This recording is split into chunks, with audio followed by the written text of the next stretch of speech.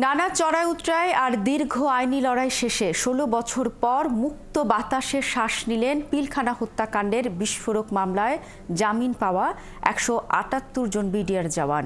বৃহস্পতিবার সকাল থেকে ঢাকার কেরানীগঞ্জ এবং গাজীপুরের কাশিমপুর কারাগার থেকে একে একে বেরিয়ে আসেন তারা। এ সময় উভয় কারাগারের প্রধান ফটকের সামনে তৈরি হয় আবেগ ঘন সব মুহূর্তের। পরিবারের সদস্যরা তাদের ফুল দিয়ে বরণ করেন। মুক্তির পর বিডিআর সদস্যরা বলেন, বিনা দোষে ১৬ বছর কারাবাসের ক্ষতিপূরণ চান তারা। কেরানীগঞ্জ কারাগার থেকে বিডিআর সদস্যদের মুক্তির কথা জানাচ্ছেন মাইনুল মারুফ। বাবা বেঁচে থাকলেও বাবাকে জড়িয়ে ধরে কখনোই বাবা ডাকা হয়নি তার। জন্মের পর কখনোই ওঠা হয়নি বাবার কোলে। তার কাছে ২ অক্ষরের বাবা ডাক এ জগতের সকল ভালোবাসা ও আবেগের অনুভূতির ডাককে হার মানাবেই। আজ মালিহার বয়স ১৬ পেরিয়ে ১৭ ছুঁই ছুঁই। অবশেষে দীর্ঘ ১৭ বছর অপেক্ষার পর বাবাকে জড়িয়ে ধরে অশ্রুসিক্ত মালিহা। অনেক কষ্টে কাটছি, অনেক মন খারাপ হয়েছে।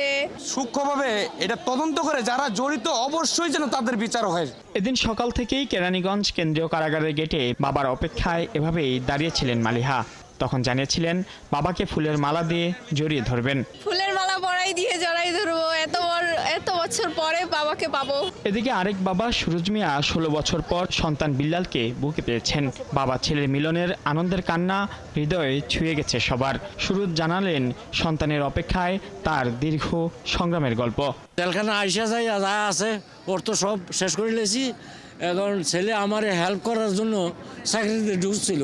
১ বছর চাকরি, ১৬ বছর জেল। আমার দোষ ছিল, আমি ঘটনার দিন পিলখানার ভিতর ছিলাম, এটাই আমার অপরাধ। বৃহস্পতিবার দুপুর ১টার দিকে এভাবেই কেন্দ্রীয় কারাগার থেকে একে একে বেরিয়ে আসতে থাকেন পিলখানা হত্যাকাণ্ডের বিস্ফোরক মামলায় জামিনপ্রাপ্ত বিডিআর সদস্যরা, যাদের বরণ করে নিতে সকাল থেকে কারাফটকের সামনে ফুল নিয়ে অপেক্ষায় ছিলেন স্বজনরা। ১৬ বছর পরে পরিবার পরিজনের কাছে ফেরত আসতে পারছি, এই জন্য আমার কাছে খুব ভালো লাগতেছে। গাছ যদি না থাকে ডালপালা মরা হয়ে যায়।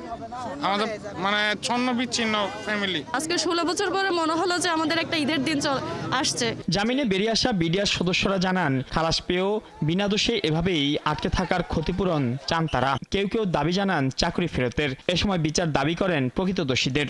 আজকে সেই স্ত্রী সন্তানরা পথের ভিখারি হয়ে গেছে। যাই হোক, আমরা যাতে সরকারের কাছে আকুল আবেদন যাতে আমরা পেনশন পাইতে পারি। আমাদের তো চাকরির বয়স নেই, এখন পেনশনের দাবি আমাদের। আমরা যেন আমার কর্মস্থল ফিরে পাই। ২২ জানুয়ারি ১৭৮ জনের জামিননামা কারা কর্তৃপক্ষের কাছে পৌঁছায়। এর আগে ২০০৯ সালের ২৫ ও ২৬ ফেব্রুয়ারি ঢাকার পিলখানায় সীমান্তরক্ষী বাহিনীর সদর দপ্তরে নারকীয় হত্যাকাণ্ডের ঘটনায় ৫৭ সেনা কর্মকর্তা সহ ৭৪ জন নিহত হন। ওই ঘটনায় হত্যা ও বিস্ফোরক আইনে ২টি মামলা হয়। হত্যা মামলায় খালাস বা সাজাভোগ শেষে বিস্ফোরক মামলার কারণে ৪৬৮ জনের জামিন আটকে থাকে। তার মধ্যে হত্যা মামলায় খালাস পাওয়া ১৭৮ জনের জামিনে মুক্তি মেলে বৃহস্পতিবার। মাইনুল মারুফ, ৭১, ঢাকা।